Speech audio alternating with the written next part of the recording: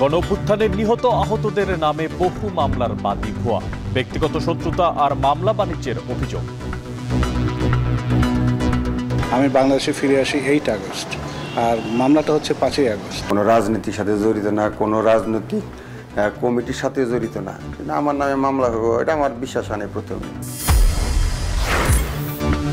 সন্ত্রাস ও চাঁদাবাজ মুক্ত দেশ গড়তে হবে, নতুন করে ভয়ের সংস্কৃতি নয়। পঞ্চগড়ে জুলাই পদযাত্রায় এনসিপি আহ্বায়ক। কুমিল্লা থেকে চলা 4 সেট ডেমু ট্রেনের সবই অচল, চাহিদা বাড়লেও একের পর এক লোকাল আন্তনগরে বন্ধে ভোগান্তি। বাজারে শতক ছাড়িয়েছে বেগুনের কেজি, 50 টাকার উপরে বেশিরভাগ সবজির দর, এক মাস ধরেই বাড়তি চালের দাম।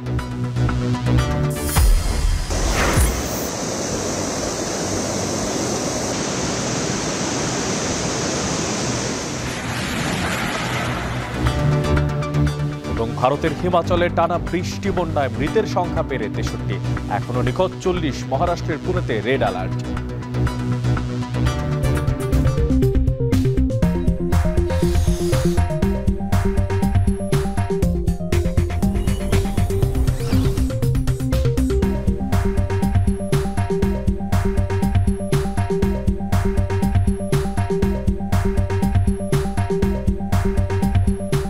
সবাইকে স্বাগত জানাচ্ছি এখন ঢাকায়। পুরো আয়োজনে আপনাদের সঙ্গে আছি আমি মশিউর অনিক। 24 জুলাই আগস্টের গণঅভ্যুত্থানে নিহত আহতদের নামে অনেক মামলায় ভুয়া বাদী রয়েছে। এইসব মামলা মূলত করা হচ্ছে ব্যক্তিগত শত্রুতার জেরে। অনেকে আবার মামলা বাণিজ্য করছেন এই সমস্ত মামলার মাধ্যমে, এমনকি নিজের সন্তানকে হত্যা করে প্রতিবেশীকে ফাঁসানোর ঘটনাও রয়েছে এর মধ্যে। বিস্তারিত জাহিদ হাসানের প্রতিবেদনে। যাত্রাবাড়ি এলাকায় জুলাই আন্দোলনে নিহত ও হতাহতের সংখ্যা সবচেয়ে বেশি। এই এলাকার সহিংসতায় মামলাও হয়েছে বেশি। 5 আগস্ট দুপুর 2টায় যাত্রাবাড়িতে গুলিবিদ্ধ হয়ে মারা যান শাহিন। মামলার এজাহারে বলা হয়েছে তিনি একজন গাড়ি চালক। শাহিনকে হত্যার অভিযোগে ঢাকার আদালতে একটি মামলা দায়ের করা হয়, যেখানে 34 নম্বর আসামি তহিদুল ইসলাম, যিনি পেশায় একজন ব্যবসায়ী। আজকে এত মাস হয়ে গেল, আমি কোর্টে কেন হাজিরা দিব যে মামলায় আমি জড়িত না? তিনি অভিযোগ করেছেন ব্যবসায়িক দ্বন্দ্ব থেকে এই মামলার সূত্রপাত। ঘটনার সময় তিনি দেশের বাইরে অবস্থান করেছেন। একটা বিজনেস ট্রিপে সাংহাইতে ছিলাম, তখন 4th, 5th and 6th August. আমি বাংলাদেশে ফিরে আসি 8 আগস্ট, আর মামলাটা হচ্ছে 5 আগস্ট। বিভিন্ন মিথ্যা মামলার আশ্রয় নিয়ে ব্যক্তির স্বার্থ উদ্ধার করার জন্য সেটারই একটা পরিকল্পনা এটা। যাত্রাবাড়ি থানার ওসি তদন্ত জানান, মামলাটি আদালত থেকে এসেছে। তদন্তকারী কর্মকর্তা যদি কোনো আসামির বিরুদ্ধে তার অপরাধের বিষয়ে প্রমাণের জন্য যথেষ্ট সাক্ষ্য প্রমাণ পায়, সেক্ষেত্রে তার বিরুদ্ধে অবশ্যই অভিযোগপত্র দাখিল হবে। আর যদি কোনো কারণে কোনো আসামির বিরুদ্ধে যথেষ্ট সাক্ষ্য প্রমাণ না পাওয়া যায়, সেক্ষেত্রে তদন্তকারী কর্মকর্তা তাকে অব্যাহতির জন্য বিজ্ঞ আদালতে প্রার্থনা জানাতে পারেন। 5 আগস্টে শেখ হাসিনা সরকারের পতনের দিন দুপুরে গুলিবিদ্ধ হয়ে মারা যান বিএনপি কর্মী মহিউদ্দিন। এ ঘটনায় 2টি হত্যা মামলা দায়ের করা হয়েছে। একটি মামলার বাদী ভুয়া, আরেকটি মামলা করেছেন আপন ভাই। থেমে আছে আপন ভাইয়ের মামলার তদন্ত। মামলাটার বাদীকে আমরা খুঁজে পাই না, মামলাটা ভুয়া, আমরা মামলাটা বাতিল করার জন্য উনি কয় কর্মু ঠিক আছে। তো উনি আমার একটা কথা বলছে যে আপনার মামলাটা আমি রানিং করে দিব, এই মামলাটা বাতিল করে দিব, কিন্তু আজ পর্যন্ত এই মামলার কোনো আমরা এই তো মামলা প্রায় তো 7 মাস হয়ে যাইতেছে। টাঙ্গাইলে এরকম হয়রানিমূলক একটি মামলায় অনেক নিরীহ লোকদের আসামি করা হয়েছে। সাবেক ফুটবলার কাজী এনামুল হক ঠিকমতো চলাফেরাও করতে পারেন না। একটি হত্যা চেষ্টার মামলার আসামি করা হয়েছে তাকে। মোহাম্মদ আনোয়ার সাদত উজ্জ্বল একজন ব্যবসায়ী। জুলাইয়ে তিনি ভারতে ছিলেন, তাকেও এই মামলায় আসামি করা হয়েছে। দুজনেই বাদীকে চিনেন না। আমি এটা বিশ্বাসও করি না যে আমি তো 3 বছর যাবৎ ঘরের বাইরেই যাই না। ঢাকা গেলে গাড়ি ঘরের ভিতর থেকে গাড়ি ওইটা ডাক্তার কাছে যাই। আমি স্কোয়ারের 7 দিন থেকে দেখে ডাক্তার দেখে আমার ওয়াইফ এরকম অসুস্থ, যার কারণে আমি বিশ্বাসই করি নাই যে আমি এর নামে আমি তো এরকম কারোর সাথে খারাপ কিছু করি নাই। আমার নামে মামলা কি মামলা হইব কেমনে? আমি তো কোনো আন্দোলনের সাথে জড়িত না, কোনো রাজনীতির সাথে জড়িত না, কোনো রাজনৈতিক কমিটির সাথে জড়িত না, কিন্তু আমার নামে মামলা হইব এটা আমার বিশ্বাস হয় না প্রথমে। তদন্ত করে নিরপরাধ মানুষকে বাদ দিয়ে অভিযোগপত্র দেয়া হবে জানিয়েছে পুলিশ সদর দপ্তর। ব্যক্তিগত শত্রুতা বসে যেন আসলে কাউকে যেন হয়রানি না করা হয়, এটা মানে যিনি মামলা করছেন তারও একটি দায়িত্ব। আর আমরা আমাদের দিক থেকে পেশাগত যে দায়িত্ব রয়েছে সেটি পুঙ্খানুপুঙ্খ তদন্ত করে বের করা যে আসলে প্রকৃত অর্থে ঘটনাটা কী এবং প্রকৃত অর্থে আসলে কারা কারা এটির সাথে সম্পৃক্ত, সেটি আমাদের যে পেশাগত দায়িত্ব সেটি যেন সকলে যথাযথভাবে পালন করে সেজন্য আমরা তৎপর রয়েছি, সচেষ্ট রয়েছি। মূল অপরাধীদের বিচারের আওতায় আনার জন্য কাজ করছে সরকার, জানালেন ট্রাইব্যুনালের প্রসিকিউটর। এখানে যে সকল আসামি থাকে যারা নিরপরাধ অথবা ভুলক্রমে আসামি হয়েছে অথবা অসৎ উদ্দেশ্যে আসামি হয়েছে, তাদের কিছু আইনগত জটিলতায় পড়তে হয়। এরকম আমরা দেখেছি। সরকার ইতিমধ্যে উদ্যোগ নিয়েছে মিথ্যা মামলা এবং মিথ্যা আসামিদেরকে এই মামলা থেকে অব্যাহতি দেওয়ার জন্য বা বাদ দেওয়ার জন্য একটা কমিটি গঠন করেছে। সারা দেশে মামলা বাণিজ্য ও ভুয়া মামলার অসংখ্য গল্প রয়েছে। মানুষকে হয়রানি করার চক্রগুলো সক্রিয়। জাহিদ হাসান, এখন, ঢাকা। হয়রানি ও মামলা বাণিজ্যের গভীরের তথ্য জানতে চোখ রাখুন আজ রাত 10টায় এখন টিভিতে। 2024-এর গণ আন্দোলন, পুরান ঢাকার শিক্ষা প্রতিষ্ঠান, সাথে লক্ষ্মীবাজার, তাঁতিবাজার, বাংলা বাজার, এই সমস্ত এলাকার মানুষেরা এক হয়েছিল সবাই এবং বুকের তাজা রক্ত ঢেলেছিল রাস্তায়। আর সেই তাজা রক্তের বিনিময়ে বাংলা পেয়েছিল এক অসম্ভব সম্ভাবনার বাংলাদেশ। তবে বছর পেরোতেই ঠিক কী অবস্থা সে সমস্ত জুলাই যোদ্ধাদের, কেমন আছে তাদের দেখা সেই রক্তাক্ত স্বপ্ন, বাকিটার খোঁজখবর নিয়েছেন সহকর্মী। মাঝে মধ্যে ছবিটা সামনে দাঁড়াই কথা বলি, এত তাড়াতাড়ি কেন চলে গেলি, আর কয়টা দিন থাকতি। যে অশ্রু কান্না হয়ে ঝরে সাজিদের বোনের, তার সান্ত্বনা কিসে? যে আম্মু এটা রান্না করো, বা আজকে পোলাও রান্না করছো একটু বেশি করে রান্না করো, মাংস রান্না করছো ভাতটা একটু বেশি করে রাইন্দো। আম্মু এখন আর এগুলো রান্নার সাহসই পায় না, যে কেউ তো বলে না আম্মু ভাতটা একটু বাড়ায় রাইন্দো। মায়ের কাছে আবদার যে সাজিদের, হার মানল কি মৃত্যুর কাছে? জুলাই আন্দোলনে জগন্নাথ বিশ্ববিদ্যালয়ের শহীদ সাজিদের বোন এভাবে ব্যাখ্যা করছিলেন একমাত্র ভাইকে হারিয়ে। যে ভাইকে কেড়ে নিয়েছে জুলাই, বছরান্তে মনে পড়ে কতটা। ও সাহসী, আমরা তো এত সাহসী না, আমরা ভীতু মানুষ। খুব মানা করছি। ও যখন দেখলাম যে ওর এই অবস্থা, পরের দিনে আমি লিটারালি পরের দিনই সকালবেলা উঠে আম্মুকে বললাম যে আম্মু এই ছেলেকে আটকায় রাখতে পারবা না।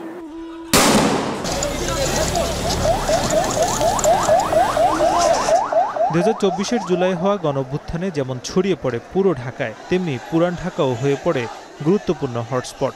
জগন্নাথ বিশ্ববিদ্যালয় আর বেশ কয়েকটি বড় শিক্ষা প্রতিষ্ঠান থাকায় শিক্ষার্থী আর সাধারণ মানুষ নেমে আসেন প্রধান সড়ক আর অলিগলিতে।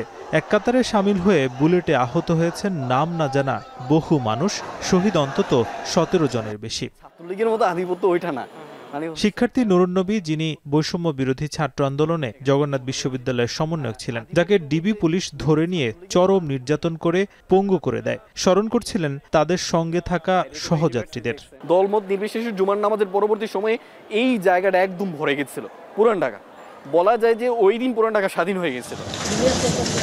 তবে যে জুলাই আহত করেছে অনেককে, বছর পেরিয়ে এখনো ব্যথা নিয়ে ঘুরতে হয়, তাদের প্রত্যাশা কতটা পূরণ হলো? 5 আগস্টের আগে যেমন ছাত্রলীগ এককভাবে আপনার সব কিছু দখল করেছিল, 5 আগস্টের পরবর্তী পর্যায়ে বাংলাদেশে এটা সম্ভব হবে না। অন্তর্বর্তীকালীন সরকারের যেমন গণতান্ত্রিক একটা প্রক্রিয়ার মধ্য দিয়ে আগানোর দরকার ছিল, এবং সবচেয়ে বড় কথা যেটা, তার যে বিষয়গুলোতে আসলে ফোকাস করার দরকার ছিল সেই বিষয়গুলোতে আসলে করতে ব্যর্থ হয়েছে। বিএনপি, জামাত, এনসিপি, গণ অধিকার পরিষদ তারা ব্যক্তিগতভাবে ভাগ করে নিচ্ছে, কিন্তু জুলাইয়ের ক্রেডিট কোনো একক দলের ছিল না। জুলাই আন্দোলনকারী হিসেবে, চোখের সামনে ভাইয়ের মৃত্যু দেখা একজন বোন হিসেবে আমি তেমন কিছু দেখিনি এখনো।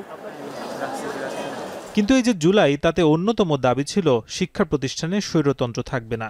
সেটা করা গেল কতটা, প্রশ্ন ছিল এই ছাত্র নেতার কাছে। সুন্দর কোড অফ কন্ডাক্ট যদি প্রত্যেকটা বিশ্ববিদ্যালয়ে আনা হয়, যে যাতে করে এই নিয়মগুলো মেনে একজন শিক্ষার্থীকে রাজনীতি করতে হবে, তাহলে মনে করি আসলে নতুনভাবে কোনো দল ওইভাবে স্বৈরতান্ত্রিকভাবে ছাত্রলীগ হয়ে উঠতে সাহস পাবে। পুরান ঢাকার মধ্যে কবি নজরুলের শিক্ষার্থীরাও ছিলেন জুলাই আন্দোলনে সক্রিয়। ইকরাম, জিহাদ, ওমর ও তাহিদুল ইসলাম নামে 4 শিক্ষার্থী শহীদ হন এই প্রতিষ্ঠানের। এর মধ্যে ওমর ও ইকরাম শহীদ হন লক্ষ্মীবাজার মোড়ে। তার বন্ধুরা জানাচ্ছিলেন 19 জুলাই একই সঙ্গে ছিলেন সড়কটিতে। মুহূর্তে একটি বুলেট এফোর করে বেরিয়ে যায় ওমরের শরীর, আরেকটি বুলেট এসে মাথা ভেদ করে ইকরামের। আমি যখন ওর লাশটা পাই, ওর বুকে হচ্ছে একটা কাপড় দিয়ে বাঁধা, ওর বুকে 3টা ছিদ্র ছিল। ওর যে বুলেটটা লাগে, বুলেটটা হচ্ছে 2 জনকে আহত করার পর ওর বুকে লাগে, বুকে লেগে পিছন দিয়ে বের হয়ে যায়। 71-এ যেরকম একের পর এক লাশ পড়েছিল, এই লাশের স্তূপ আমরা নিজে চোখে দেখলাম আর কি। কবি নজরুলের মতোই পাশে সোহরাওয়ার্দী কলেজের শিক্ষার্থীরা সেদিন লক্ষ্মীবাজার তাঁতিবাজার মোড় অবরোধ করেছিলেন। এতে প্রতিষ্ঠানটির 2 শিক্ষার্থী শহীদ হয়েছেন। মৃত্যুকে একদম তো কাছ থেকে দেখান, তো ওই জায়গা থেকে আমরা আরও সামনে এগিয়ে যাই। এগিয়ে যাওয়ার পর পুলিশ একসময় ধাওয়া করে, পরে আমরা দৌড় দেওয়ার কারণে আমার হচ্ছে পায়ে এবং হচ্ছে পিঠে গুলি লাগে। শিক্ষার্থীদের পাশাপাশি ছাত্র সংগঠন একীভূত হয়ে অংশ নেন গণঅভ্যুত্থানের এই আন্দোলনে। দলীয় সিদ্ধান্তে যারা অংশ নিয়েছেন তারা বলছিলেন গত 17 বছরের তাদের পুঞ্জীভূত ক্ষোভের কথা। আমাদের প্রায় 10 জনের উপর গ্রেপ্তার হয়েছে এবং আমাদের অসংখ্য নেতাকর্মী আহত হয়েছে, অসংখ্য। আমাদের সিদ্ধান্ত হলো আমাদেরকে সাধারণ শিক্ষার্থীদের ব্যানারে, অর্থাৎ যেটা বৈষম্য বিরোধী ব্যানার, এই ব্যানারে আমাদেরকে পথে নামতে হবে, রাজপথে নামতে হবে। আমাদের কাছে যে একটা প্রাথমিক তালিকা এসেছিল, সেখানে পেলে আমাদের থেকে 40 থেকে 50 জনের মতো সরকারি সহিংসতাগুলো ছাত্রদলের নেতাকর্মী আহত হয়েছিল। এই যে স্বাভাবিক যে লক্ষ্মীবাজার, সেই লক্ষ্মীবাজারটি অস্বাভাবিক ছিল ঠিক 1 বছর আগে। জুলাই আগস্টের যে আন্দোলন, সেই আন্দোলনে এই লক্ষ্মীবাজারের এই সড়কটি একেবারে রণক্ষেত্রে পরিণত হয়েছে। জগন্নাথ বিশ্ববিদ্যালয়ের সাজিদ যেমন শহীদ হয়েছেন, পাশাপাশি এলাকার 2টি কলেজ, সেই কলেজ দুটির অন্তত 6 জন শহীদ হয়েছে এবং এই পুরান ঢাকার মানুষেরা অন্তত 17 থেকে 20 জন শহীদ হয়েছেন বলে জানা যাচ্ছে। 5 আগস্টের পর কি আড়ালেই রয়ে গেল এসব প্রতিষ্ঠানের প্রাপ্তি? প্রশ্ন ছিল নাহিদ ইসলামের কাছে। 5 আগস্টের পরে এত প্রেক্ষাপট যেভাবে পরিবর্তন হয়েছে, সরকারে থাকা আমাদের, তো সেই জায়গায় আসলে সবার সাথে সেই যোগাযোগ স্থাপন করা সম্ভব হয়নি। আমাদের তো কোনো সাংগঠনিক কাঠামো আসলে ছিল না। এবং পুরান ঢাকায় কিন্তু আমাদের এনসিপির কার্যক্রম চলমান আছে। জগন্নাথ বিশ্ববিদ্যালয়ের কথা বললেন, আমি সরকারে থাকা অবস্থায় কিন্তু জগন্নাথ বিশ্ববিদ্যালয়ের দাবি দেওয়ার সাথে আমি এঙ্গেজ হয়েছি। যে আন্দোলনের সূতিকাগার ঢাকা বিশ্ববিদ্যালয়, দেশের প্রয়োজনে পর্যায়ক্রমে একীভূত ছিল পুরান ঢাকাও, যার ফলেই পাওয়া গেল 5 আগস্ট এক নতুন বাংলাদেশ। নাজমুস সাকিব, এখন ঢাকা। সন্ত্রাস ও চাঁদাবাজ মুক্ত দেশ করার আহ্বান জানিয়েছেন জাতীয় নাগরিক পার্টির আহ্বায়ক নাহিদ ইসলাম। সকালে পঞ্চগড়ের অটোয়ারি উপজেলার এনসিপির কার্যালয়ে উদ্বোধন করেন তিনি। এ সময় তিনি আরও বলেন, নতুন করে ভয় সংস্কৃতি তৈরি করা যাবে না। আমরা সন্ত্রাস মুক্ত, চাঁদাবাজ মুক্ত একটা এলাকা গড়ে তুলব এবং সেই জায়গায় যুব সমাজ সবচেয়ে গুরুত্বপূর্ণ ভূমিকা পালন করবে। আপনারা যারা মুরব্বীরা আছেন, আমাদের মা বোনেরা আছেন, তারা আমাদেরকে সহযোগিতা করবেন। জাতীয় নাগরিক পার্টি হিন্দু মুসলিম ধর্ম নির্বিশেষে সকল মানুষের কথা বলতে চায়। রাজধানীর বাজারে অন্যান্য পণ্যের দাম স্থিতিশীল থাকলেও হুট করে বেড়েছে সবজির দাম, চড়া মাছের বাজারও। নিত্যপণ্যের দর নিয়ে বিস্তারিত তথ্য জানাতে কারণ বাজার থেকে যুক্ত আছেন সহকর্মী তাজফিয়া উখরোজ। তাজফিয়া উখরোজ, আপনার মাধ্যমে জানতে চাই যে মাছের দর হঠাৎ করে বাড়ার কারণ কি বলছেন বিক্রেতারা, আর সরবরাহই বা কেমন দেখতে পাচ্ছেন?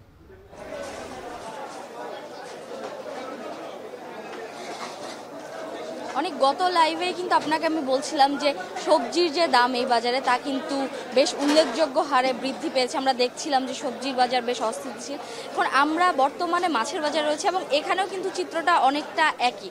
এই যে মাছের বাজারে সব ধরনের মাছের দামই কিন্তু বেশ চড়া এবং এখানকার ক্রেতা বিক্রেতারা বলছেন যে এই যে এখানে দেশি বিদেশি যে মাছগুলো রয়েছে সবগুলোর দামই কিন্তু 100-200 বেশি দামেই তারা বিক্রি করছেন এবং ক্রেতারাও আসলে কিনছেন।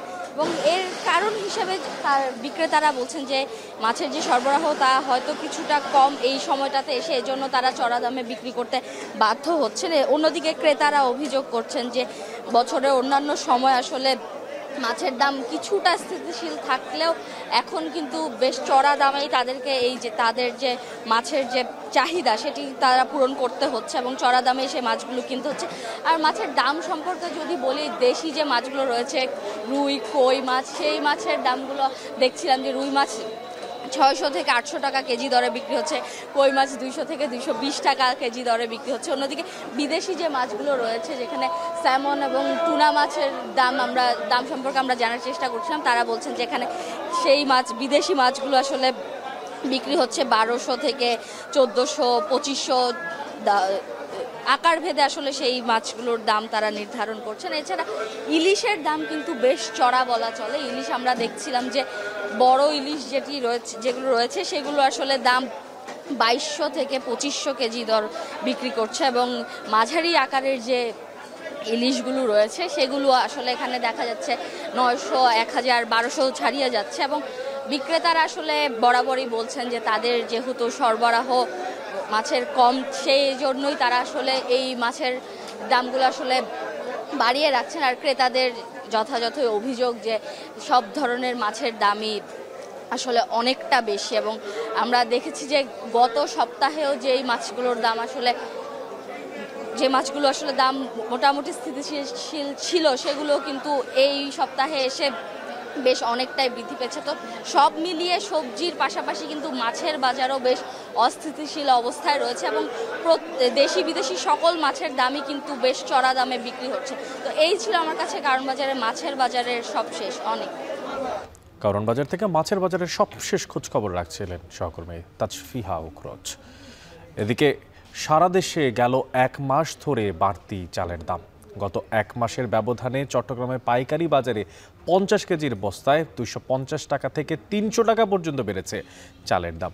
চট্টগ্রামের পাইকারি বাজারে চালের দাম বাড়তি থাকায় প্রভাব পড়েছে খুচরা বাজারেও। সরবরাহ ঘাটতি না থাকলেও দাম বাড়ায় ক্ষোভ প্রকাশ করেছেন ক্রেতারা। একই পরিস্থিতি কুষ্টিয়ার খাজানগরেও।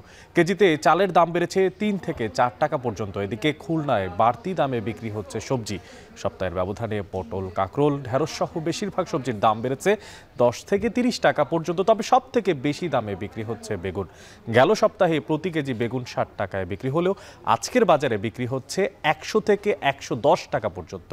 এদিকে বরিশাল ও চাঁদপুরে কমেছে মাছের সরবরাহ, আর এতে করে বাড়তি দামে বিক্রি হচ্ছে ইলিশ।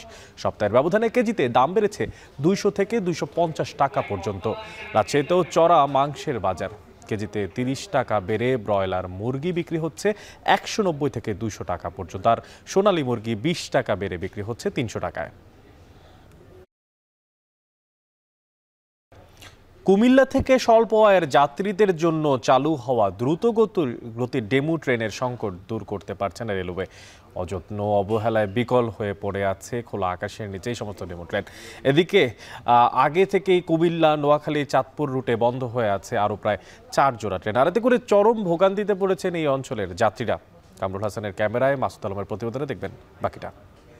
প্রথম দেখায় মেট্রো রেল মনে হলো এটি মূলত diesel electric multiple unit DEMU. দ্রুতগতির এই পরিবহন এখন লাকসামের লোকোশেডে পড়ে আছে অযত্ন অবহেলায়। খসে পড়ছে যন্ত্রাংশ।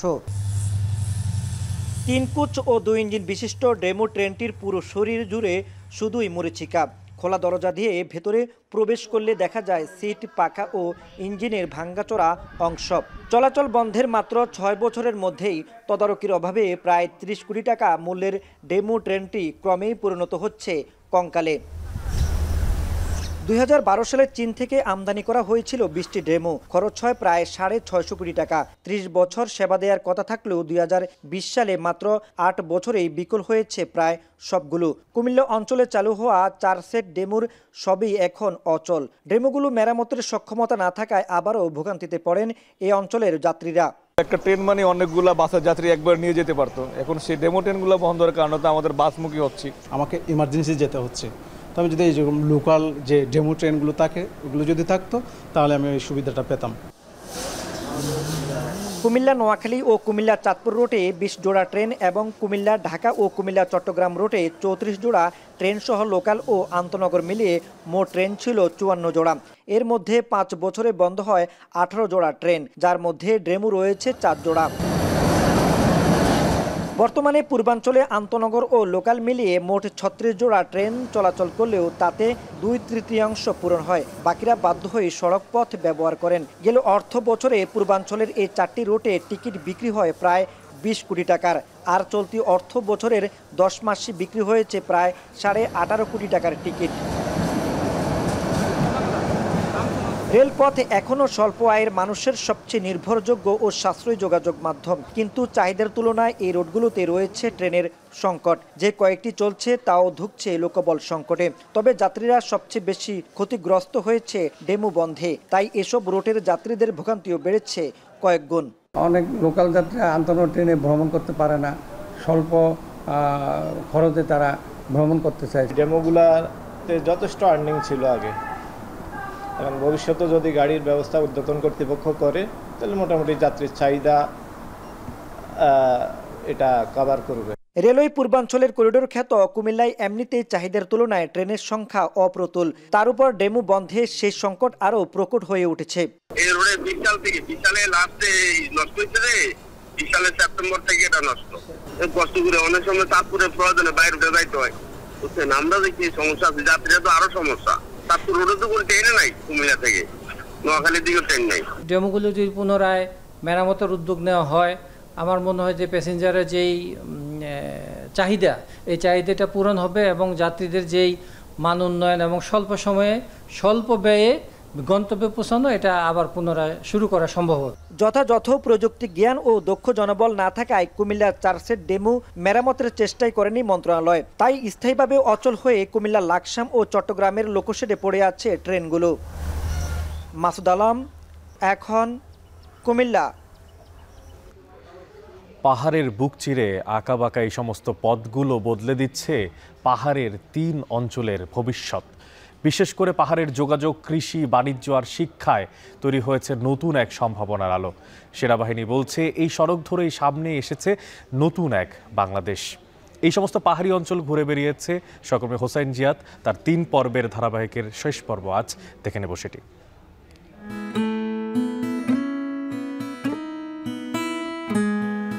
৩ পার্বত্য জেলার উঁচু নিচু পাহাড় বেয়ে সীমান্ত রেখা ধরে ছুটে চলেছে পিচঢালা এক সড়ক, যার এক পাশে তাকালে ভারত মিয়ানমার, অপর পাশে বাংলাদেশ। সড়ক ধরে আগালে 1000 ফুট উচ্চতায় দেখা মিলে চাকমা, ত্রিপুরা, পাংখোয়া, ম্রোসহ নানা জনগোষ্ঠীর। ছোট পাড়াগুলো দেখতে যতটা সুন্দর, বসবাস ঠিক ততটাই কঠিন। এসব পাড়ার 30-40 কিলোমিটারে নেই কোনো বাজার, স্কুল কিংবা স্বাস্থ্য কমপ্লেক্স। 1036 কিলোমিটার দীর্ঘ এই সড়ক বদলে দিচ্ছে পার্বত্য জনপদের ভাগ্য আর ভবিষ্যৎ। সীমান্তের খুব কাছেই বাজারগুলোতে চোখে পড়ে ভিন দেশের লবণ, চিনি, চা পাতা সহ নানা পণ্য। একবার বাজারে কেনা করতে গেলে 3 দিন 4 দিন লেগে যেত, তো এখন আমরা পাচ্ছি 2 ঘন্টা 3 ঘন্টার মধ্যে আসা যাওয়া। বাজার থেকে আনি নাই, এখন রাজতলি থেকে আমি নিয়ে আসছি, খুব গাড়ি ঘোড়া সুখ সুবিধা হয়েছে। সড়কের কারণে পাহাড়ি ভূমির মূল্য বেড়েছে কয়েক গুণ। কেউ কেউ খুঁজছেন বিনিয়োগের সুযোগ। একসময়কার পরিত্যক্ত ভূমি এখন বসতি। স্বাবলম্বী হবার স্বপ্ন নিয়ে তরুণরা গড়ছেন ফল ফসলের বাগান। আম বাগান, কাঁঠাল বাগান, লিচু বাগান, অনেক বাগান করার কি মানুষের এগিয়ে চলছে। এখন সুযোগ সুবিধা হয়ে গেছে, রাস্তাঘাট খইয়া বেচা কিনে বিক্রি করতে পারবো ভালোভাবে, দামি ভাবে। বিশাল সীমান্তে কলেজ বা মাধ্যমিক বিদ্যালয় এখনো স্বপ্নের মতো। তবে এবারই প্রথমবারের মতো 4টি প্রাথমিক বিদ্যালয় চালু করেছে সেনাবাহিনী। পানি পার হয়ে তারপরে স্কুলে আসতে হতো, এখন তো সীমান্ত সড়ক হওয়ার ফলে, ব্রিজ হওয়ার ফলে অনেক সুবিধা হয়ে গেছে। শহরে গিয়ে আত্মীয়স্বজনের কাছে গিয়ে পড়াশোনা করতাম অনেক কষ্টে। সেনাবাহিনী বলছে পাহাড়ের কৃষি, অর্থনীতি আর বাণিজ্যে শক্ত ভিত গড়ে দিচ্ছে সীমান্ত সড়ক। আছে পর্যটনে নতুন নতুন স্পট তৈরি ও কর্মসংস্থানের সুযোগ। দেশের এ ভূমিতে সরকারি বিভিন্ন সংস্থাকে দায়িত্ব পালনে এগিয়ে আসার আহ্বান সেনাবাহিনীর। বিজিবি সহ অন্যান্য যারা আইন প্রয়োগকারী সংস্থা রয়েছে তারা সেই জায়গায় সীমান্ত বরাবর এখন টহল দিচ্ছে। উপজেলা, জেলা শিক্ষা অফিসার রয়েছে এবং স্বাস্থ্যের ক্ষেত্রে যারা রয়েছে তারাও মাঠে এখন যাবে। যোগাযোগ নেটওয়ার্ক এস্টাবলিশ হওয়ার কারণে পর্যটনের বিভিন্ন স্পট আস্তে আস্তে উন্মোচিত হবে, যেটা আমাদের পর্যটন শিল্পকে পাহাড়ি অঞ্চলে বিকশিত করবে। পাহাড় এখন এগিয়ে চলার ধ্বনি। সীমান্ত সড়ক শুধু উন্নয়নের গল্প নয়, পাহাড়ি জাতির আত্মবিশ্বাসে পথ চলার বাতিঘর। হোসাইন জিয়াদ, এখন চট্টগ্রাম। আগামী রোববার পবিত্র আশুরা, আর এই উপলক্ষে হোসেনি দালানে প্রস্তুতি চলছে। প্রস্তুতির সবশেষ অবস্থা জানতে সেখান থেকে যুক্ত হচ্ছি সহকর্মী সিয়ল আহমেদের সঙ্গে। সিয়ল, আশুরার প্রস্তুতি কেমন দেখতে পাচ্ছেন, আর সন্ধ্যায় মিছিলের প্রস্তুতি শেষ হয়েছে কিনা আপনার মাধ্যমে জানতে চাই।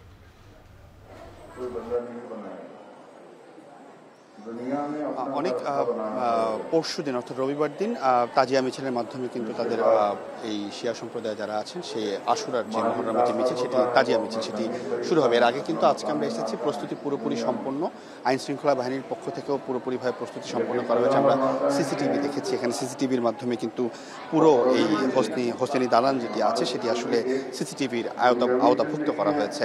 আরেকটি বিষয় আপনাকে বলি, এখান থেকে আজকে সকাল থেকে কিন্তু আমরা দেখেছি যে এখানকার যারা আসলে এই বিভিন্ন যারা আছেন এখানকার দর্শনার্থী, তারা কিন্তু এখানে এসেছেন এবং হোসেনি দালানের ভিতরে তারা ঢুকেছেন, তারা প্রবেশ করেছেন। তাদের যে পবিত্রতা সেটি তারা রক্ষা করছেন এবং একই সাথে তাদের যে আয়োজন সেটি কিন্তু পালন করা হচ্ছে। আমি এখানকার সিকিউরিটি প্রধান যিনি আছেন তার সাথে কথা বলেছিলাম। তিনি আমাদেরকে বলেছেন অন্যান্য বছর হচ্ছে কিন্তু এবার সিকিউরিটি অনেক বেশি নেওয়া হয়েছে এবং একই সাথে গতকাল ঢাকা মেট্রোপলিটন পুলিশ সহ লালবাগ থানা পুলিশের যারা প্রধান আছেন তারা কিন্তু সকলেই এসেছিলেন এবং তারা নিশ্চিত করেছে। এবার আমরা দেখেছি যে ঢোকার সময় সকল ধরনের ব্যাগ সহ অন্যান্য যে জিনিসপত্র আছে সেগুলো চেক করেই কিন্তু ভিতরে ঢুকতে দেওয়া হচ্ছে।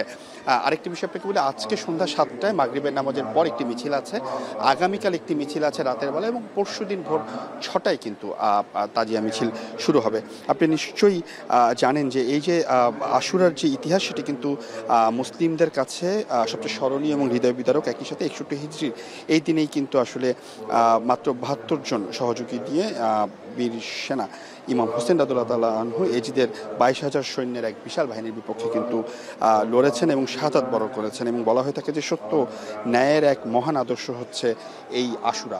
এবং এই দিনটি আসলে পৃথিবীর বিভিন্ন দেশে যারা মুসলিম সম্প্রদায় আছেন তারা সকলেই পালন করে থাকে এবং আপনি নিশ্চয়ই দেখতে পাচ্ছেন কিংবা শুনতে পাচ্ছেন কিছুক্ষণ পরে আসলে এই হোসেনি দালানে জুমার নামাজের আয়োজন করা হয়েছে, জুমার নামাজ আয়োজন করা হবে। এবং একই সাথে আমি এখানকার কয়েকজন দর্শনার্থী যারা আছেন তাদের সাথে কথা বলেছি, তারা বলেছেন যে তাদের অন্যান্য বছরের মতো কিন্তু এবছর তারা পুরোপুরি প্রস্তুত এবং তারা কিন্তু সকল ধরনের প্রস্তুতি নিয়ে আসলে এখানে আসছেন। একই সাথে আমরা সকালে এখানে দেখেছি যে এই তাজিয়া মিছিলের শুরুতে যে দুটি ঘোড়া থাকবে সেই ঘোড়া দুটিকেও কিন্তু পরিষ্কার পরিচ্ছন্ন করা হচ্ছে এবং একই সাথে এই পুরা হোসেনি দালান যেটি আছে সেটিকে কিন্তু ধোয়া মোছা শেষ এবং দর্শনার্থী যারা আছেন, যারা মুসলিম ছাড়া অন্যান্য ধর্মের যারা আছেন তারাও কিন্তু এই হোসেনি দালানে এসেছেন, তারা এটি দেখছেন এবং এখানকার যে এই যে হোসেনি দালানের যে শ্রদ্ধা সম্মান সেটি কিন্তু তারা দিচ্ছেন। এবং এখানকার যারা আছেন তারা বলছেন যে এবারকার যে তাজিয়া মিছিল সেটি আসলে অন্যান্য বারের তুলনায় আরও শক্তিশালী হবে, কারণ যে আইন শৃঙ্খলা বাহিনীর যে প্রস্তুতি সেটি কিন্তু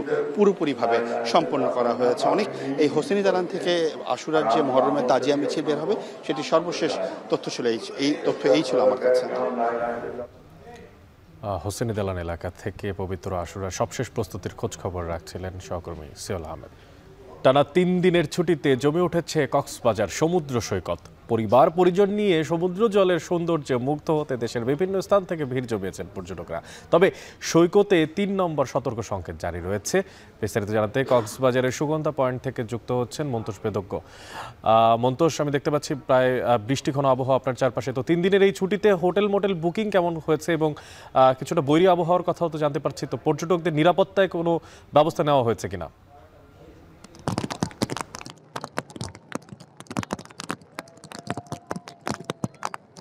কক্সবাজারে এই মুহূর্তে 60 থেকে 70% বেশি কক্ষ বুকিং রয়েছে বলে আমাদেরকে এখানকার হোটেল মালিকরা জানিয়েছেন। এবং যেহেতু গতকাল থেকে আসলে এখানে বৈরী আবহাওয়া বিরাজ করছে, রাতভর ভারী বৃষ্টিপাত হয়েছে, সকালে বৃষ্টিপাত কিছুটা কমলেও আবারও ভারী বৃষ্টিপাত শুরু হয়েছে এবং এখানে কিন্তু 3 নম্বর সতর্কতা সংকেত জারি করেছে আবহাওয়া। এরকম পরিস্থিতিতে সাগর যেহেতু উত্তাল রয়েছে, এখানে যারা পর্যটক সমুদ্র স্নানে আসছেন তাদের যে নিরাপত্তা সেটি নিশ্চিত করতে এখানে লাইফগার্ড সদস্যরা আসলে আমরা দেখছি যে প্রাণপণ আসলে চেষ্টা করছেন। এবং ইতিমধ্যে কিছুক্ষণ আগেও লাইফগার্ড সদস্যরা 2 জন পর্যটককে অনেকটা বিপদাপন্ন অবস্থা থেকে কিন্তু দুজনকে উদ্ধার করেছেন। এবং বৃষ্টিপাত যেহেতু অব্যাহত রয়েছে, এই যে একটা শান্ত স্নিগ্ধ বৃষ্টি ভেজা একটি পরিবেশ, এটি কিন্তু পর্যটকরা উপভোগ করছেন বলে আমাদের জানিয়েছেন। এবং এই যে পর্যটকের উপস্থিতি, তারা বিভিন্ন জায়গায় পর্যটকদের যেমন উপস্থিতি আছে, এটির কারণে এখানকার যেসব ব্যবসা প্রতিষ্ঠান রয়েছে তাদের মাঝে কিন্তু চাঙ্গা ভাব রয়েছে। এটির পাশাপাশি এখানে যারা ভ্রমণে আসছেন তাদের কিছুটা ভোগান্তির কারণও আসলে বৃষ্টি হয়ে দাঁড়িয়েছে। এখানে হোটেল মোটেল জোনের যে রাস্তাঘাটগুলো রয়েছে, এখানে কয়েকটি রাস্তায় কিন্তু কিছুটা পানি জমেছে ভারী বৃষ্টি হলে, এবং সেটি আবার আধা ঘন্টা কিংবা 1 ঘন্টা এরকম স্থায়িত্ব নিয়ে কিন্তু সেই সব এলাকাগুলোতে বৃষ্টির পানিগুলো জমে থাকছে, এবং এতে পর্যটকরা দুর্ভোগের শিকার হচ্ছেন। এবং এটি ছাড়া কিন্তু এখানে যারা সৈকত ভ্রমণে আসছেন তাদের মাঝে কিন্তু স্বস্তি আছে, আনন্দ আছে। এখানে আমরা দেখছি যে লাইফগার্ড সদস্যদের পক্ষ থেকে বারবার নিষেধ করা হচ্ছে তারা যাতে সমুদ্রের গভীরে না যান, এবং লাল পতাকা কিন্তু সৈকতে উড়ানো হয়েছে যাতে হাঁটু পানির গভীরে যে পর্যটকরা না যান, সেই চেষ্টাটি কিন্তু এখানে লাইফগার্ড সদস্যরা করছেন। কিন্তু সেই নিষেধাজ্ঞা অমান্য করে কিন্তু আমরা দেখছি যে পর্যটকরা সমুদ্র স্নান করছেন, এতে কিন্তু বিপদের আশঙ্কা লাইফগার্ড সদস্যরা করছেন। এই ছিল আমার কাছে কক্সবাজার থেকে সবশেষ। সৈকত প্রান্ত থেকে সবশেষ খোঁজ খবর রাখছিলেন সহকর্মী মন্তোষ বেদজ্ঞ, ছিলাম সেখানে। এবার আন্তর্জাতিক প্রসঙ্গ। নিম্নকক্ষ প্রতিনিধি পরিষদে 4 ভোটের ব্যবধানে চূড়ান্ত বাধা পার করল আলোচিত ট্রাম্পের বিগ বিউটিফুল বিল। আর নানা জল্পনা কল্পনার অবসান ঘটিয়ে অবশেষে আলোর মুখ দেখল রিপাবলিকানদের কর ছাড় ও ব্যয় বিল। শুক্রবার ট্রাম্পের স্বাক্ষরের মাধ্যমে তা আইনে পরিণত হচ্ছে, আর এটিকে ট্রাম্প এবং রিপাবলিকানদের বড় বিজয় হিসেবে দেখছেন বিশ্লেষকরা। এদিকে ডেমোক্রেটিক আইন প্রণেতা হাকিম জেফ্রিসের রেকর্ড টানা 9 ঘন্টার দীর্ঘ বক্তৃতায় বিলটি পাশে বিলম্বিত হয়। বিস্তারিত জানাচ্ছেন তানভীর জনি। আলোচিত সমালোচিত যুক্তরাষ্ট্রের কর হ্রাস ও সরকারি ব্যয়ের বিশাল প্যাকেজটি অবশেষে চূড়ান্ত বাধা পেরিয়েছে। এর আগে উচ্চকক্ষ সিনেটে বিলটি নিয়ে প্রায় 48 ঘন্টার বিতর্কের পর সমান সমান ভোট পড়ে। টাইব্রেকারে ভাইস প্রেসিডেন্ট জেডি ভ্যান্সের ভোটে সেই বাধা অতিক্রম করে। বিলটি সংশোধনের সুযোগ রেখে পরবর্তী ধাপে পাঠানো হয় নিম্নকক্ষ প্রতিনিধি পরিষদে। রিপাবলিকান নিয়ন্ত্রিত প্রতিনিধি পরিষদে বিলটি পাশে বেগ পেতে হয়। প্রায় 29 ঘন্টার বিতর্কের পর 218 ও 214 ভোটের ব্যবধানে পাশ হয় ট্রাম্পের বিগ বিউটিফুল বিল। পরিষদের 212 জন ডেমোক্রেটিক সদস্য বিলটির বিরোধিতা করেন। তাদের সঙ্গে যোগ দেন রিপাবলিকান 2 সদস্য। প্রতিনিধি পরিষদের স্পিকার মাইক জনসন বলেন, বিলটি নিয়ে অতিরঞ্জিত ও নেতিবাচক কথা ছড়িয়েছে। তার মতে এতে লাভবান হবেন মার্কিন জনগণ। বিলটি আইনে পরিণত হতে এখন শুধু ট্রাম্পের স্বাক্ষর প্রয়োজন। শুক্রবার স্থানীয় সময় বিকাল 4টার দিকেই এতে সই করবেন বলে জানিয়েছেন ট্রাম্প নিজেই। বিলটিকে যুক্তরাষ্ট্রের স্বাধীনতা দিবসের পুরস্কার হিসেবে ঘোষণা করেছেন মার্কিন প্রেসিডেন্ট। বিল স্বাক্ষর অনুষ্ঠানে হোয়াইট হাউসে সিনেট ও প্রতিনিধি পরিষদের সব সদস্যদের আমন্ত্রণ জানিয়েছেন তিনি। মার্কিন জনগণ আগের চেয়ে আরও ধনী, নিরাপদ ও গর্বিত হবেন বলে মন্তব্য করেন ট্রাম্প।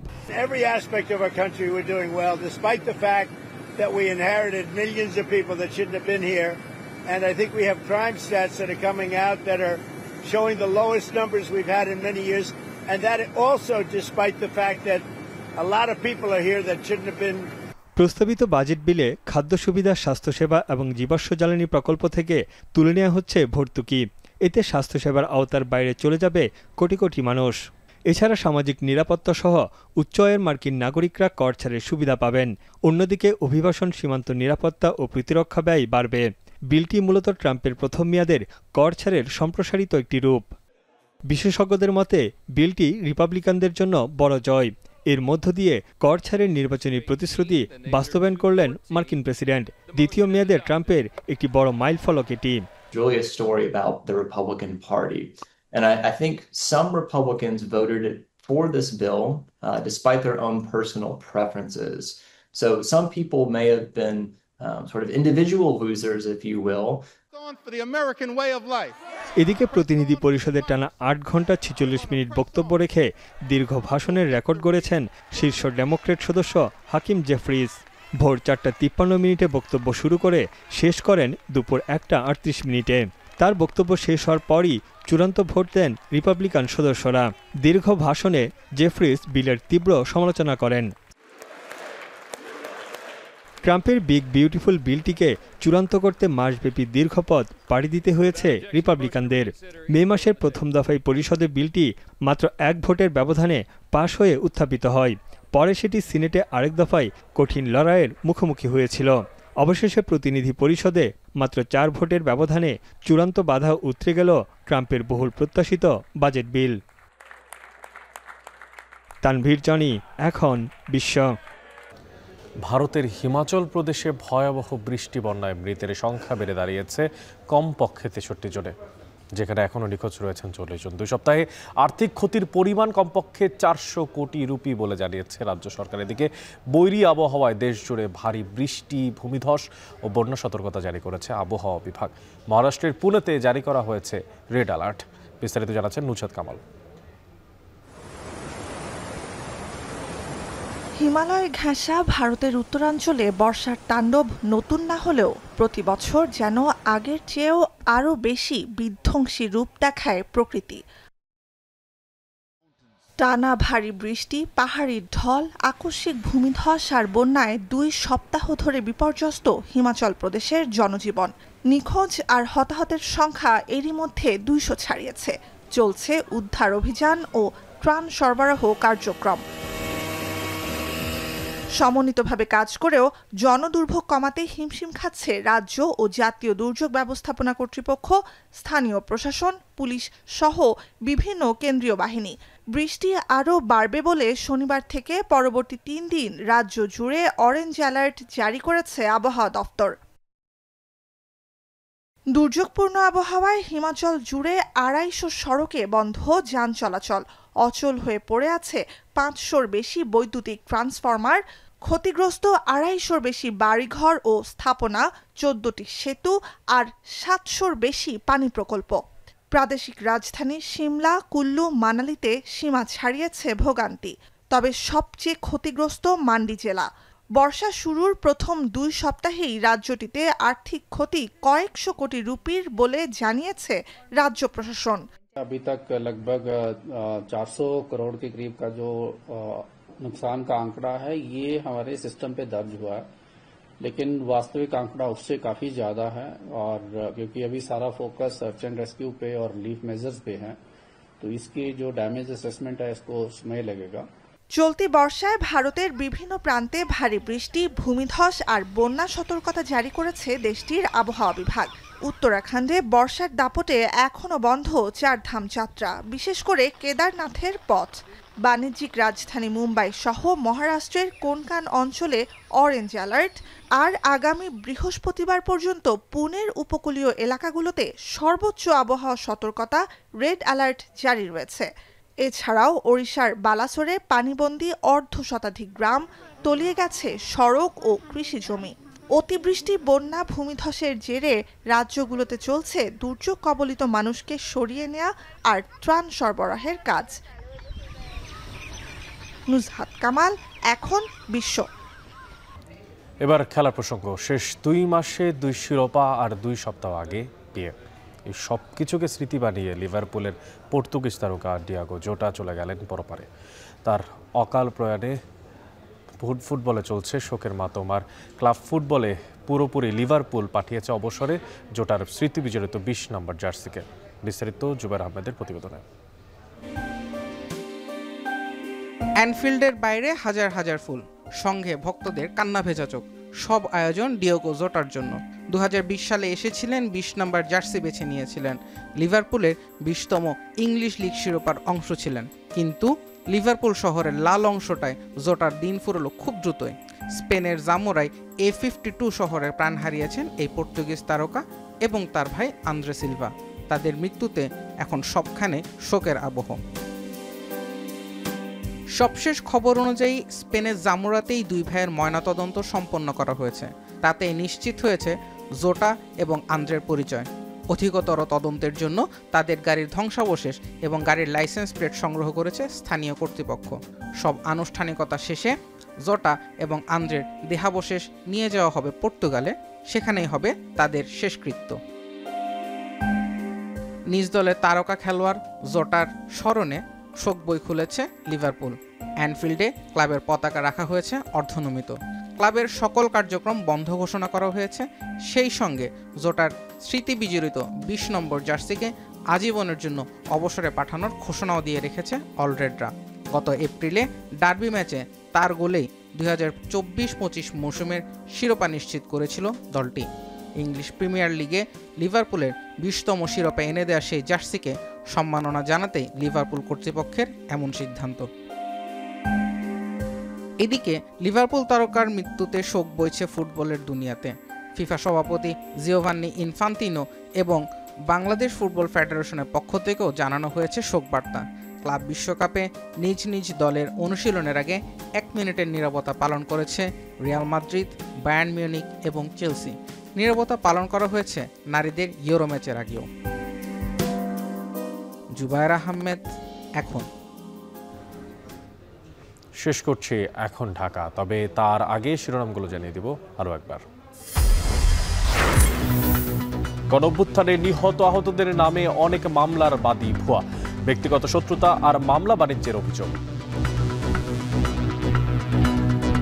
আমি বাংলাদেশে ফিরে আসি 8 আগস্ট, আর মামলাটা হচ্ছে 5ই আগস্ট। কোনো রাজনীতির সাথে জড়িত না, কোনো রাজনৈতিক কমিটির সাথে জড়িত না, কিন্তু আমার নামে মামলা হবে এটা আমার বিশ্বাস আনে প্রথমে।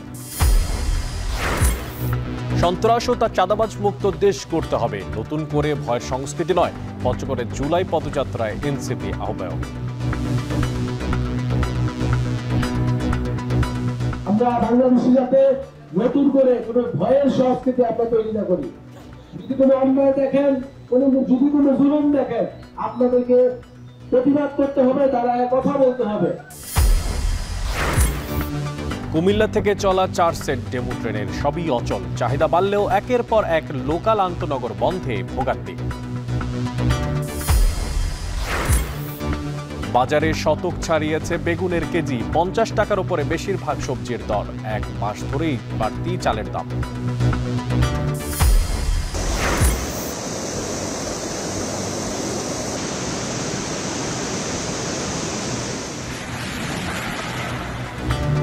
এবং ভারতের হিমাচলে টানা বৃষ্টি বন্যায় মৃতের সংখ্যা বেড়ে 63, এখনো নিখোঁজ 40। মহারাষ্ট্রের পুনেতে রেড অ্যালার্ট।